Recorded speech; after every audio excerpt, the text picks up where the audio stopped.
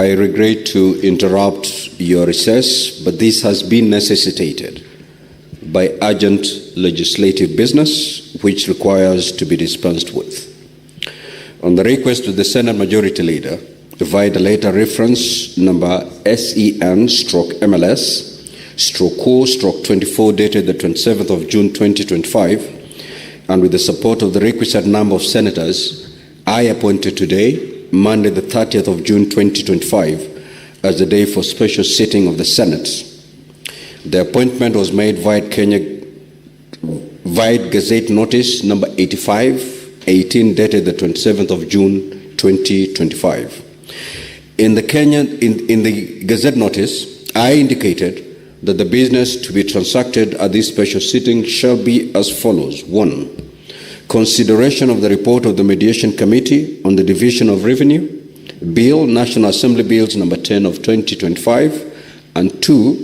Hearing of the charges on the proposed removal from office by impeachment of Honorable Abdi Ibrahim Hassan, the Governor of Isiolo County.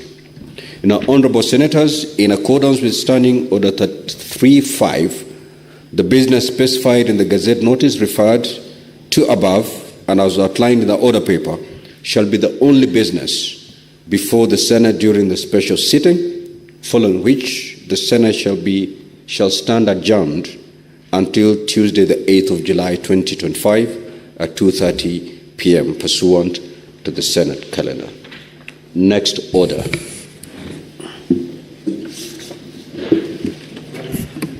Order number 3, messages.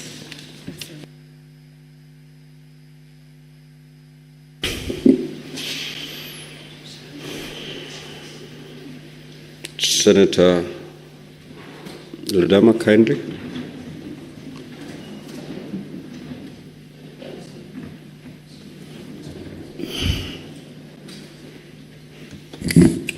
Now, Honorable Senators, I wish to report to the Senate that I have, pursuant to Standing Order 48.3, received a message from the Speaker of the County Assembly of Isiolo regarding the passage by the County Assembly of a motion for removal from office by way of impeachment of Honorable Abdi Ibrahim Hassan, the Governor of Isiolo County, pursuant to Article 181, 1A, B, and C of the Constitution, as read together with Section 33 of the County Governments Act and Standing Order 74 of the County Assembly of Isiolo.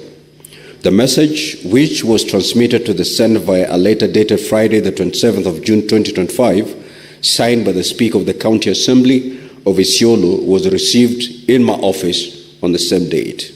Now, Honorable Senators, in terms of Article 181 of the Constitution, Section 33(3)A of the County Governments Act and Standing Order 81A of the Senate Standing Orders, the Speaker of the Senate is required, within 7 days after receiving notice of a resolution from the Speaker of a County Assembly, to convene a meeting of the Senate to hear charges against the Governor. Deputy Speaker, you may walk in. It's fairly long.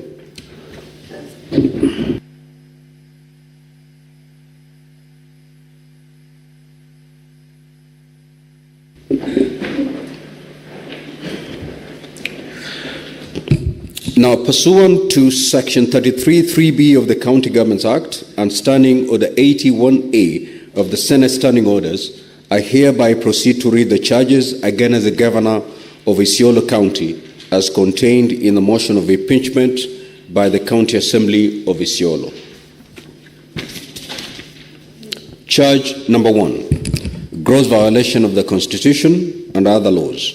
The particulars of this allegation are that the Governor grossly violated 1. Section 32K of the County Governments Act by failing to deliver an annual state of the county address for 3 years he has been in office. 2. Articles 201D and E of the Constitution by employing a bloated workforce, including 36 advisors in the office of the Governor, 31 chief officers, yet the county has only 6 departments and 2 deputy county secretaries whose positions are not recognized in law, thereby resulting in an excessive wage bill amounting to 46% of the annual revenue allocation, which far exceeds the 35 limit prescribed under Section 25(1) and 25(1)A and B of the Public Finance Management County Governments Regulations 2015. Honorable Kavindu, you may walk in and take a seat.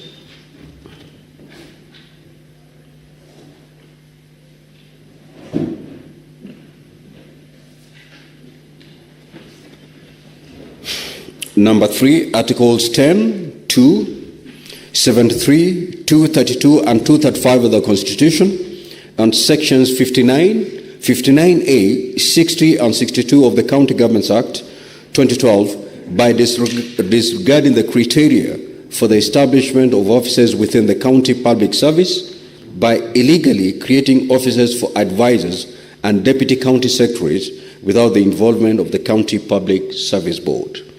Number 4, Articles 10, subsection 2, 185, and 201 of the Constitution by refusing to implement the recommendations and/or resolution of the County Assembly requiring the Governor to control and manage the county public debt, thereby undermining the authority of the County Assembly and resulting in the unmitigated accrual of debt to unmanageable levels. Number 5, Articles 201D and E of the Constitution by failing to utilize bursary funds in accordance with the approved budget, resulting in discrepancy of Kenya shillings 30 million, which cannot be accounted for. Charge number 2, abuse of office. The particulars of this allegation are that the Governor engaged in acts and omissions that collectively and individually amount to abuse of office and gross violation of, amongst others, Articles 201, 232 of the Constitutions, Section 8, 9, 10, 11, 12, 13, and 35 of the Leadership and Integrity Act 2012 by 1. Appointing 36 advisors in the office of the Governor, contrary to the Salaries and Remuneration Commission Circular dated the 29th of July 2013 and Transition Authority Circular dated the 6th of September 2013 and subsequent guidelines from the Intergovernmental Relations Technical Committee, all of which limit the maximum number of advisors to 3. 2. Appointing 31 chief officers instead of 18, which are provided for in the County Executive Staff Establishment of July 2022, despite the county having only 6 departments. Number 3, appointing chief officers under 2-year contracts, thereby creating a climate of fear and uncertainty contrary to Articles 73(1)B of the Constitution, and failing to renew the contracts of County Executive Committee members, significantly affecting the continuity of service delivery in the county. And 4, appointing 2 deputy county secretaries to positions that are neither recognized in law nor provided for in the county staff establishment. Honorable Cherengei, you may walk in and take a seat.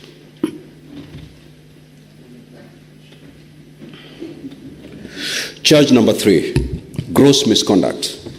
The particulars of this allegation are that the Governor grossly violated Articles 10, Subarticle 2, 27, 28, 73, 75, and 232 of the Constitutions, Sections 3, 7, 8, 9, 11, 34, and 52 of the Leadership and Integrity Act, Sections 9, 10, and 21(2) of the Public Officers Ethics Act 2003, Sections 2, 30 subsection 2, and 30 subsection 3 of the County Governments Act by engaging in acts which singularly and collectively amount to gross misconduct by doing the following. 1. Making public statements against Senator Fatuma Adandulo, MP, the Senator for Isiolo County, which are considered disrespectful and sexist, thereby violating the principles of leadership and integrity and the right to dignity under the Constitution, and undermining the decorum expected of a public office by amounting to gender-based psychological violence contrary to the values and responsibility of the office of the governor. 2, breaching public trust by making divisive, derogatory, and discriminatory remarks against other clans residing in the county, thereby undermining public confidence in the integrity of his office and sowing discord in the community. And finally, being continuously absent from the county and running its affairs remotely from Nairobi, thereby stalling service delivery. Now, honorable senators, annexed to the letter conveying the decision of the County Assembly were the following documents. 1, copy of the approved notice of motion, the motion, dated the 7th of June 2025, laid on the table of the Assembly on Wednesday the 18th of June 2025, morning sitting. Soft copy of the notice of motion and exhibits contained in the accompanying flash disk. Number 2, copy of the exhibits laid on the table of the Assembly on Wednesday the 18th of June 2025, morning sitting. Video exhibits contained in the accompanying flash disk. 3, order papers for the Assembly sittings of Wednesday the 18th of June 2025, morning sitting, and Thursday the 26th of June 2025, afternoon sitting. Soft copy of the order papers are contained in the accompanying flash disk. 4, certified Hansard reports for the Assembly sitting of Wednesday the 18th of June 2025, morning sitting, and Thursday the 26th of June 2025, afternoon sitting. Soft copy of the Hansard reports are contained in the accompanying flash disk. Number 5, copy of a letter dated the 19th of June 2025, notifying the governor of the notice of motion of removal from office by impeachment. Scanned copy of the letter is contained in the accompanying flash disk. Number 6, certified copy of the form for verification of signatures for the members in support of motion for removal of the Isiolo County governor by impeachment, dated the 26th of June 2025, made pursuant to the provision of Standing Order 65B. A scanned copy of the form is contained in the accompanying flash disk. Number 7, certified copy of the roll call vote in the motion of impeachment of His Excellency the Governor of Isiolo County held during the Assembly sitting of Thursday the 26th of June 2025. A soft copy of the scanned roll call vote are contained in the accompanying flash disk. Senator Mungatana and Senator Bass, you may take a seat.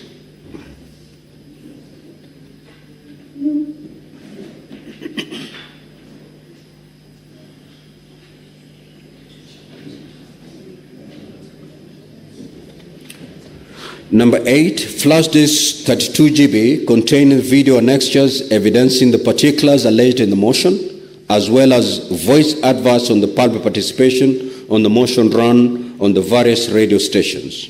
Number 9, pictures and videos of various public participation forums held on Tuesday, 24th June 2025, contained in the accompanying flash disk. Number 10, copy of a public participation report dated the 25th of June 2025 and laid on the table on Thursday, 26th of June 2025, afternoon sitting, and a scanned copy of the report is contained in the accompanying flash disk.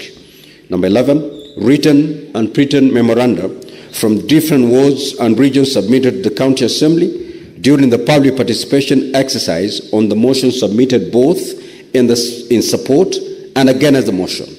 The memorandum includes submissions received via email, minutes, attendance registration sheets, and registration forms for memoranda of the public participation forum held on Tuesday, the 24th of June 2025, is contained in the accompanied flash disk. And finally, a soft copy of the second edition standing orders of the County Assembly of Isiolo County contained in the accompanying flash disk. Honorable Senators, you may take a seat.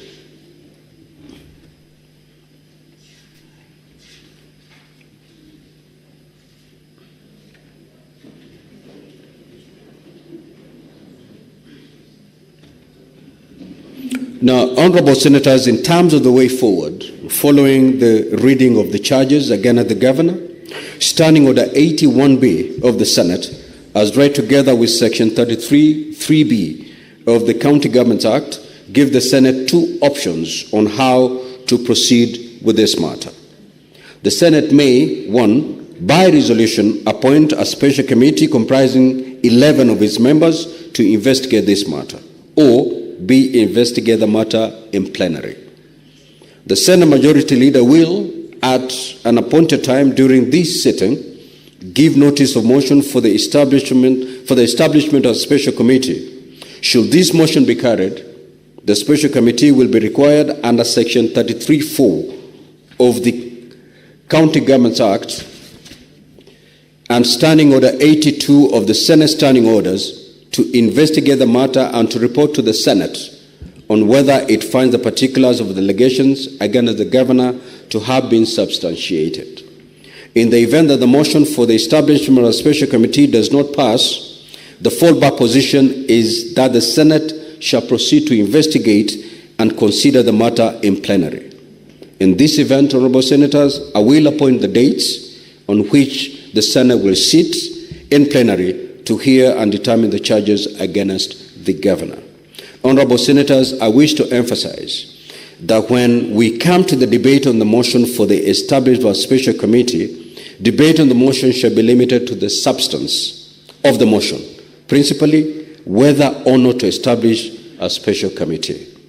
It will not be a debate on the substance of the impeachment or its merits, propriety, prudence, or even the constitutionality or the legality of the process that have preceded the submission of this matter to the Senate. It is therefore not permissible, Honorable Senators, to deviate to any issues other than the motion before the Senate. In the meantime, and during the pendency of the impeachment process in the Senate, I wish to caution Honorable Senators to refrain from publicly commenting on the merits or demerits of the impeachment motion before the Senate, because doing so would amount to anticipation of debate, which is an infringement of Standing Order 99. Accordingly, it shall be out of order within the meaning of Standing Order 122 for any senator to make comments, whether written or spoken, relating to the conduct of the governor or the impeachment process outside the confines of the impeachment proceeding, as such comments may prejudice the fair and just outcome of this process. Now, Honorable Senators, during the 13th Parliament, the Senate has dealt with 7 impeachment proceedings, 2 of which were considered by special committees and 5 by the Senate sitting in plenary, including one involving a deputy president. Notably, this is the 3rd governor proposed to be impeached during the current term of Parliament. It is important that we draw on the best practices established in the previous proceedings as we deliberate on this particular matter. The Senate will be sitting as a quasi-judicial body, conducting investigations into the alleged violations of the Constitution and the law, and subsequently make its determination on the matter. The impeachment hearing is not merely a procedural formality. It is a critical process that plays a crucial role in upholding the principles of democracy and good governance. It represents one of the Senate's most significant oversight functions and core responsibilities. I conclude by urging all honorable senators to exercise the highest level of responsibility on this particular matter. I thank you. Next order.